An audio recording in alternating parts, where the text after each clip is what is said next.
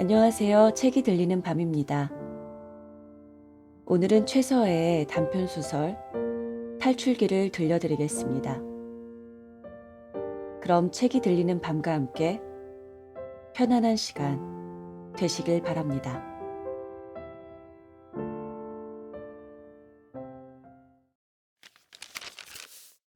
탈출기 최서혜. 김군. 수삼차 편지는 반갑게 받았다. 그러나 나는 한 번도 회답치 못하였다. 물론 군의 충정에는 나도 감사를 드리지만 그 충정을 나는 받을 수 없다. 박군. 나는 군의 탈가를 찬성할 수 없다. 음험한 이역의 늙은 어머니와 어린 처자를 버리고 나선 군의 행동을 나는 찬성할 수가 없다. 박군, 돌아가라. 어서 집으로 돌아가라. 군의 부모와 처자가 이역 노두에서 방황하는 것을 나는 눈앞에 보는 듯 싶다. 그네들이 의지할 곳은 오직 군의 품밖에 없다. 군은 그네들을 구하여야 할 것이다. 군은 군의 가정에서 동량이다. 동량이 없는 집이 어디 있으랴. 조그마한 고통으로 집을 버리고 나선다는 것이 의지가 굳다는 박군으로서는 너무도 박약한 소위이다. 군은 머머단에 몸을 던져 머선에 섰다는 말을 일전 황군에게서 듣기는 하였으나 그렇다 하여도 나는 그것을 시인할 수 없다. 가족을 못 살리는 힘으로 어찌 사회를 건지랴. 박군, 나는 군이 돌아가기를 충정으로 바란다. 군의 가족이 사람들 발 아래서 짓밟히는 것을 생각할 때 군의 가슴인들 어찌 편하랴. 김군, 군은 이러한 말을 편지마다 썼지. 나는 군의 뜻을 잘 알았다. 내 사랑하는 나의 가족을 위하여 동정하여 주는 군에게 내 어찌 감사치 않으랴. 정다운 벗의 충고에 나는 늘 울었다. 그러나 그 충고를 들을 수 없다. 듣지 않는 것이 군에게는 고통이 될는지 분노가 될는지 나에게 있어서는 행복일지도 알 수 없는 까닭이다. 김군, 나도 사람이다. 정예가 있는 사람이다. 나의 목숨 같은 내 가족이 유린받는 것을 내 어찌 생각지 않으랴.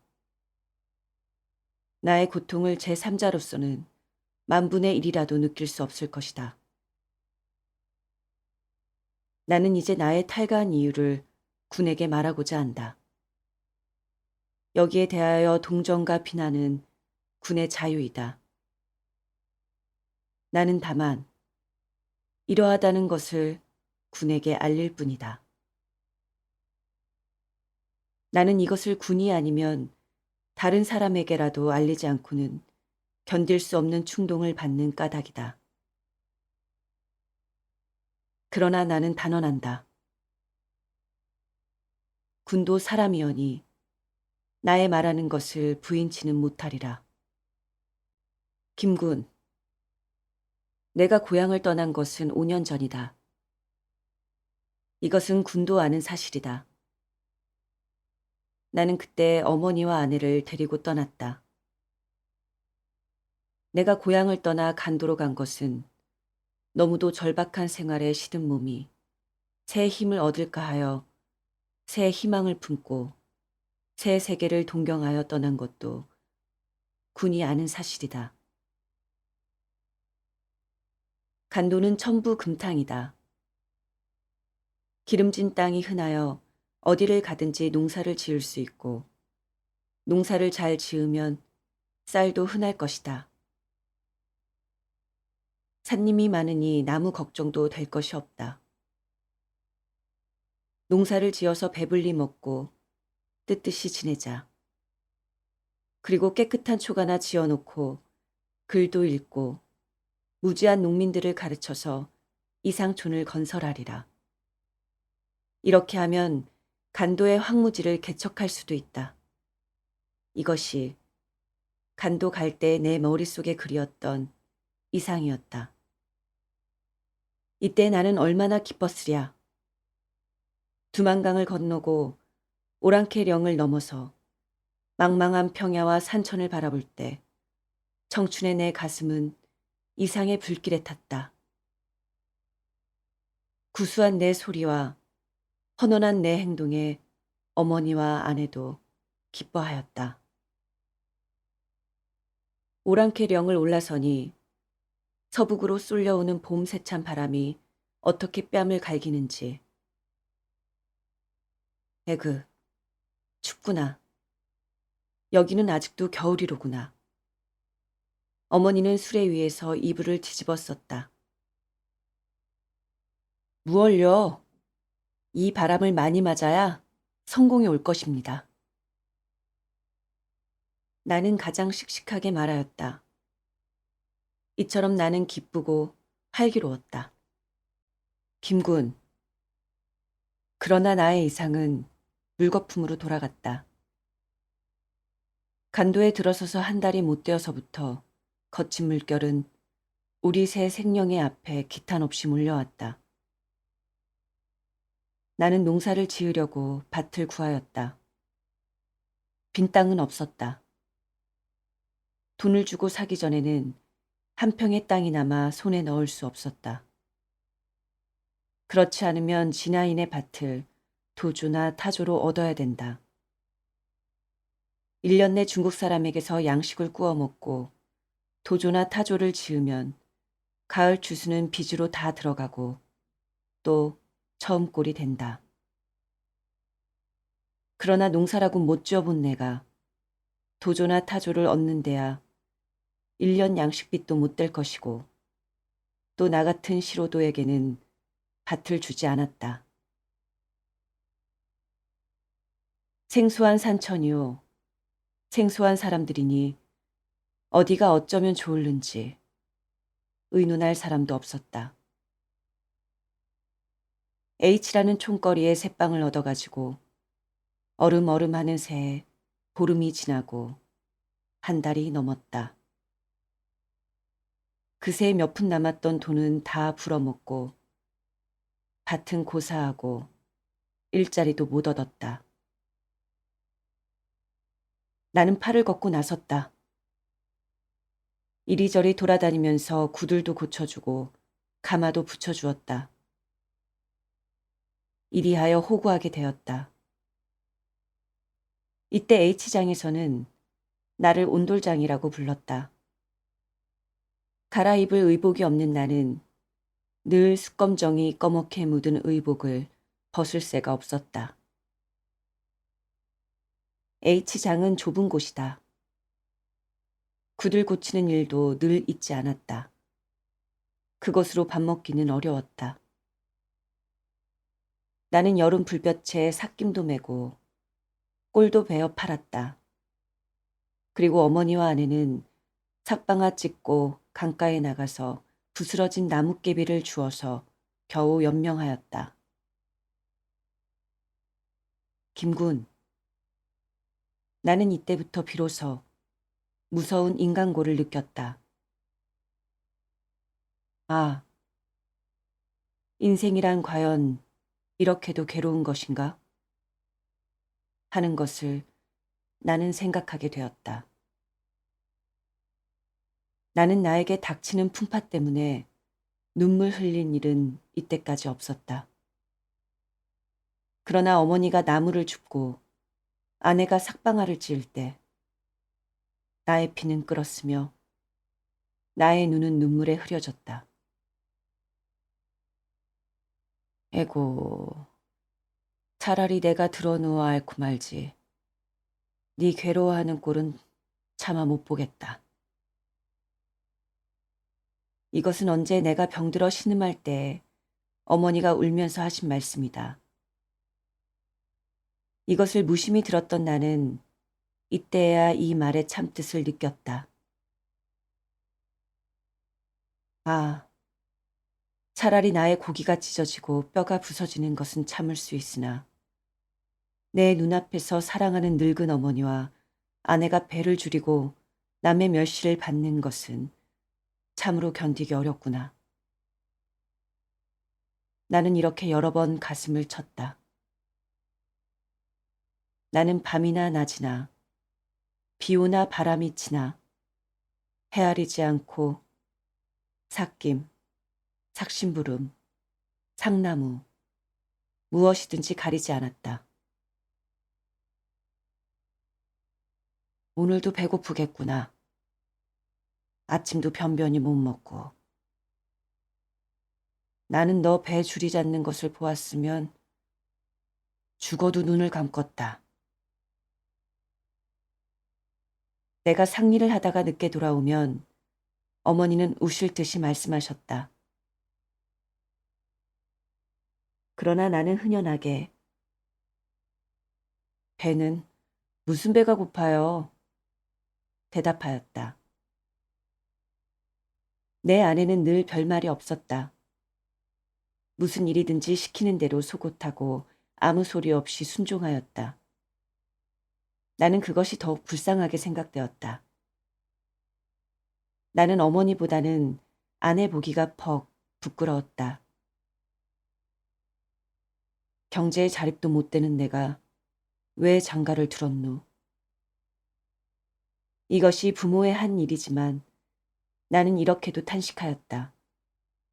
그럴수록 아내에게 대하여 황공하였고 존경하였다. 어떻게 하면 살 수 있을까? 이러한 생각은 이때 내 머리를 몹시 때렸다. 이때 나에게는 부지런한 자에게 복이 온다 하는 말이 거짓말로 생각되었다.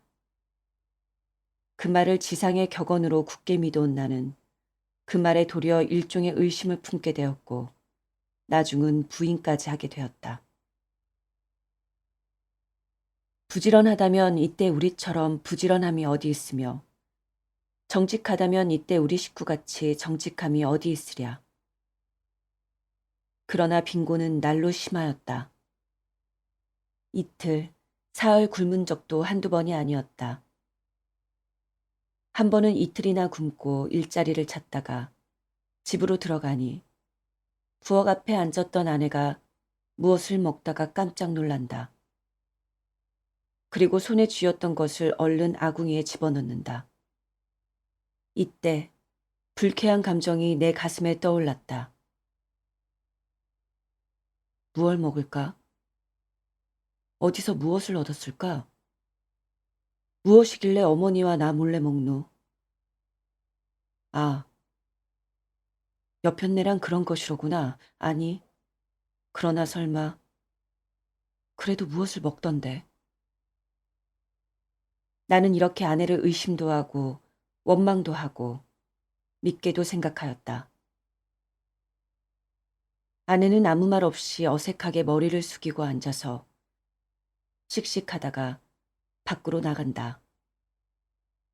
그 얼굴은 좀 붉었다.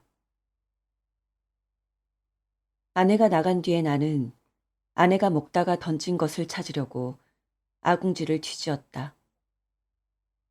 싸늘하게 식은 채를 막대기에 뒤져내니 벌건 것이 눈에 띄었다. 나는 그것을 집었다. 그것은 귤껍질이다. 거기엔 배먹은 이자국이 났다. 귤껍질을 쥔 나의 손은 떨리고 이자국을 보는 내 눈에는 눈물이 괴었다.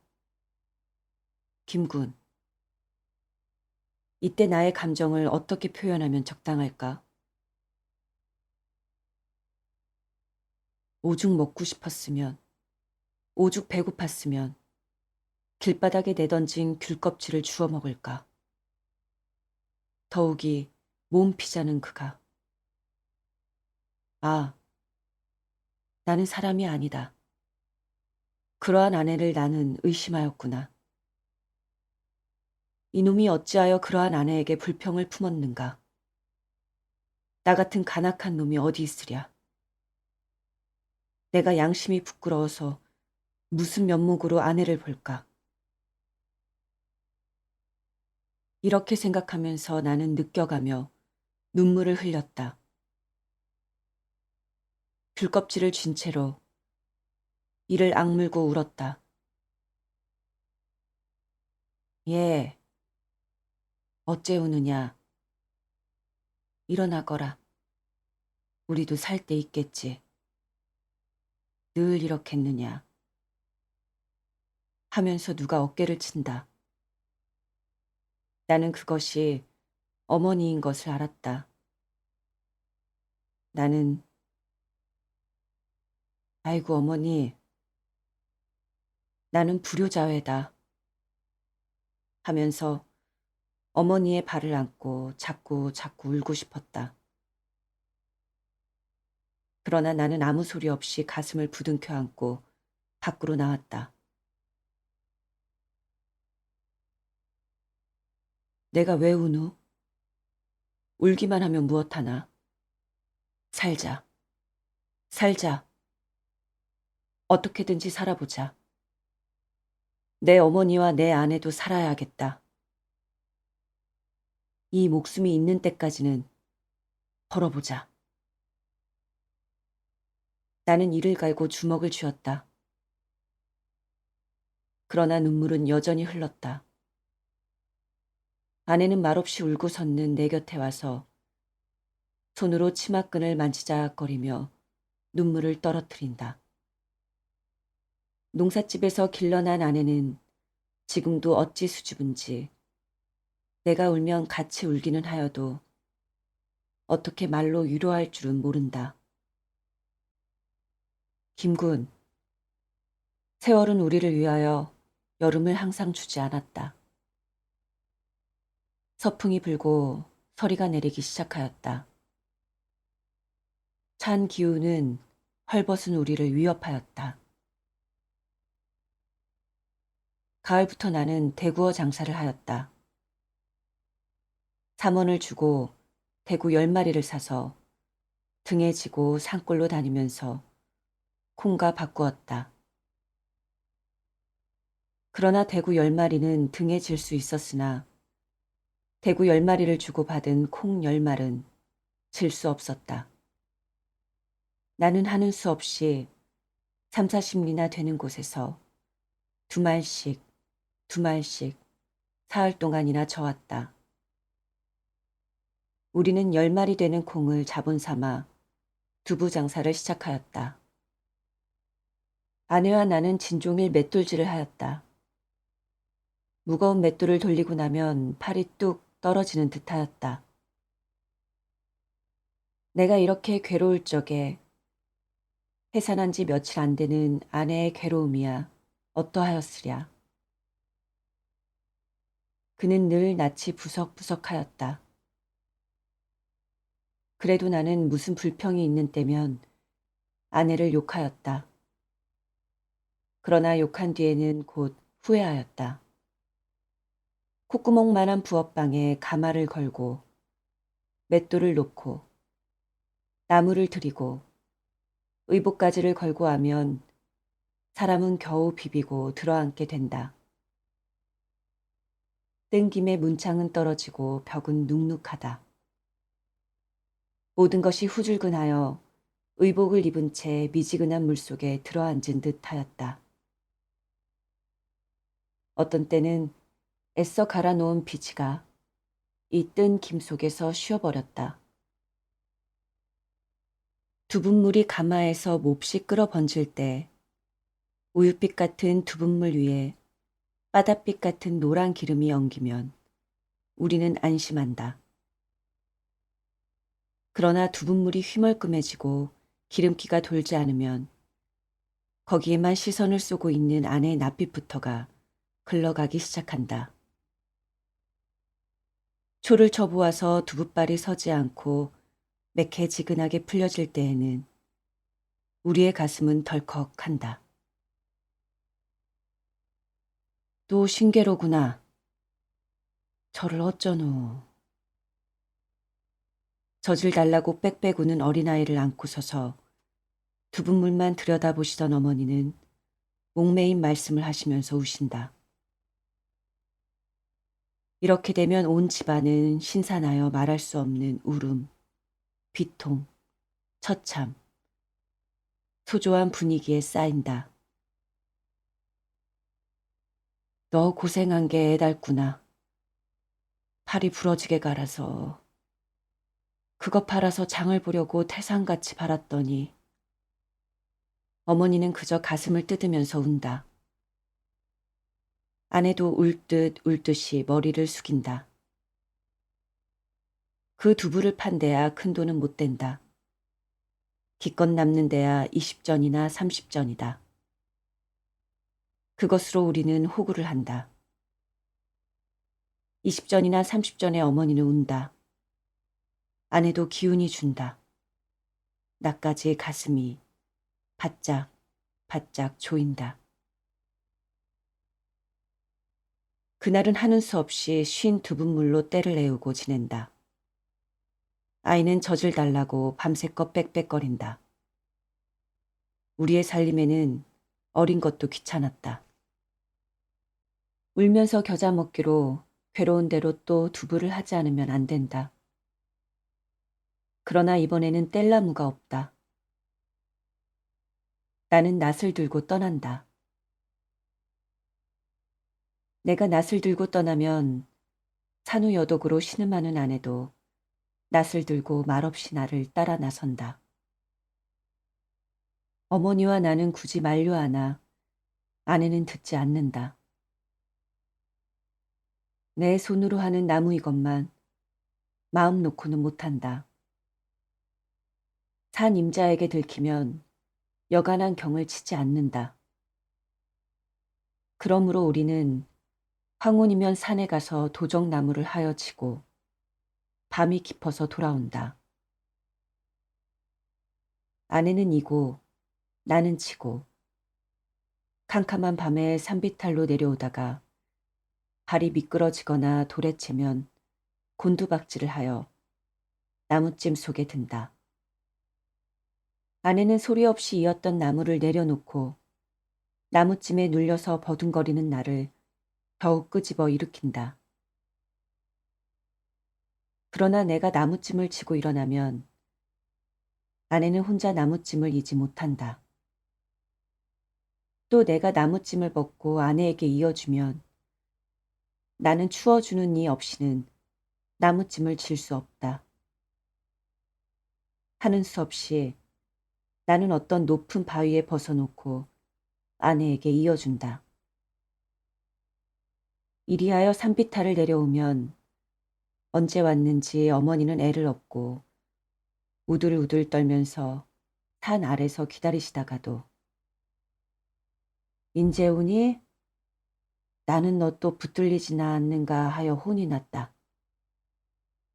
하신다.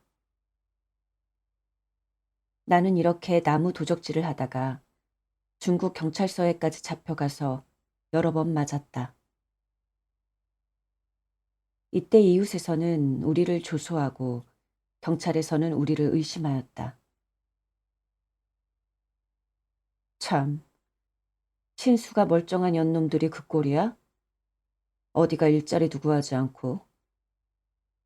그 눈이 노래서 두부장 사는 꼬락서니는 참 더러워서 못 보겠네. 불화를 달고 나서 그렇게야 살리. 이것은 이웃 남녀가 비웃는 소리였다.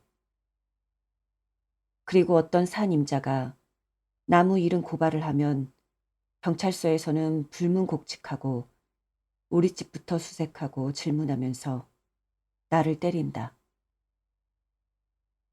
그러나 나는 호소할 곳이 없었다. 김군. 이러구러 겨울은 점점 깊어가고 기한은 점점 박두하였다. 일자리는 없고 그렇다고 손을 털고 앉아있을 수만은 없었다. 모든 식구가 펄어펄해서 굶고 앉은 꼴을 나는 그저 볼 수 없었다. 시퍼런 칼이라도 들고 하루라도 괴로운 생을 모면하도록 그네들을 쿡쿡 찔러 없애고 나까지 없어지든지, 그렇지 않으면 칼을 들고 나서서 강도질이라도 하여서 기한을 면하든지 하는 수밖에는 더 도리가 없게 절박하였다. 나는 일이 없으면 없는 이 많지, 고통이 닥치면 닥치는 이 많지, 내 번민은 컸다. 나는 어떤 날은 거의 얼빠진 사람처럼 눈을 감고 깊은 생각에 잠긴 일이 있었다. 이때 내 머릿속에서는 머리를 움실움실 드는 사상이 있었다. 그 생각은 누구의 가르침에 일어난 것도 아니려니와 일부러 일으키려고 애써서 일어난 것도 아니다. 봄풀싹같이 내 머릿속에서 점점 머리를 들었다. 나는 여태까지 세상에 대하여 충실하였다. 어디까지든지 충실하려고 하였다. 내 어머니, 내 아내까지도 뼈가 부서지고 고기가 찢기더라도 충실한 노력으로 살려고 하였다. 그러나 세상은 우리를 속였다. 우리의 충실을 받지 않았다. 도리어 충실한 우리를 모욕하고 멸시하고 학대하였다. 우리는 여태까지 속아 살았다. 포악하고 허위스럽고 요사한 무리를 용납하고 옹호하는 세상인 것을 참으로 몰랐다. 우리뿐 아니라 세상의 모든 사람들도 그것을 의식치 못하였을 것이다. 그네들은 그러한 세상의 분위기에 취하였었다. 나도 이때까지 취하였었다.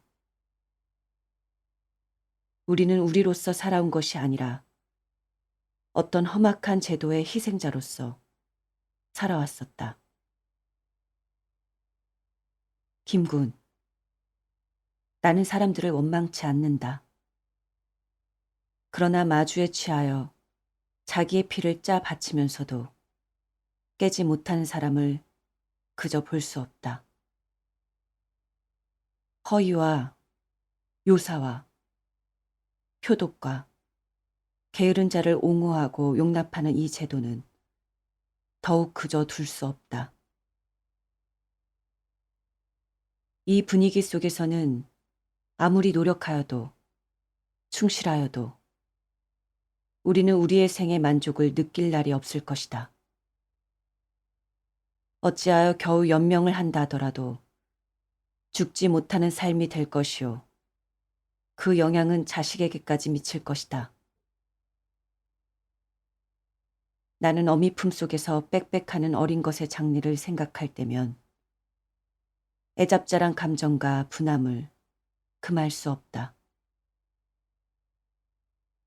내가 늘 이 상태면 그에게는 상당한 교양은 고사하고 다리 밑이나 남의 집 문간에 버리게 될 터이니, 아, 삶을 받은 한 생명을 죄 없이 찌그러지게 하는 것이 어찌 애달프지 않으며 분치 않으랴. 그렇다 하면 그것을 나의 죄라 할까?